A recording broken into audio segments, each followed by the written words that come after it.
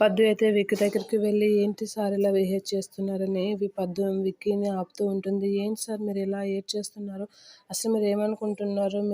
మీ ఆరోగ్యం ఎలా ఉంది అని మీరు ఇలా ఇదవుతున్నారు" అని పద్దు అయితే విక్కీతో అంటూ ఉంటుంది. "ఏం చేయమంటావు పద్మావతి? మా అమ్మని దూరం చేసిన ఆ దుర్మార్గుడైతే ఈరోజు మా ఇంటికి వచ్చాడు. అతను చూస్తేనే నాకు చచ్చిపోవాలనిపిస్తుంది. అతను మా అమ్మని దూరం చేసి మమ్మల్ని అనాథని చేశాడు" అని పద్దుతో విక్కీ అంటూ ఉంటాడు. ఆ మాటలకు పద్దు అయితే, "మీరు అలా ఎలా చేయగలరు సార్? అదెప్పుడో జరిగిపోయిన విషయాన్ని మీరు మళ్ళీ ఎందుకు గుర్తు చేస్తున్నారు? ఇప్పుడు మీరు బాగానే ఉన్నారు కదా! ఇప్పుడు మీ ఆరోగ్యాన్ని బాగా చూసుకోండి. మీరు ఎలాంటి ఎలాంటి పిచ్చి పనులు చేయకండి. నెల నిండిన మీ అక్కకి నాకు అన్యాయం చేస్తారా ఏంటా? మీరు ఏవైనా పిచ్చి పనులు చేసుకొని అసలే ఇప్పుడు మీరు ఒక గండం నుంచి బయటపడ్డారు. మళ్ళీ ఇంకోటి ఇదైతే మీరు మాకు దగ్గర సారు" అని అంటూ ఉంటుంది. ఆ మాటలు విన్న విక్కీ అయితే ఒకసారిగా షాక్ అవుతారు. "మీరు మాత్రం ఎలాంటివి చేయకండి. ఎవరో కోసం మీరెందుకు ఇదవుతున్నారు?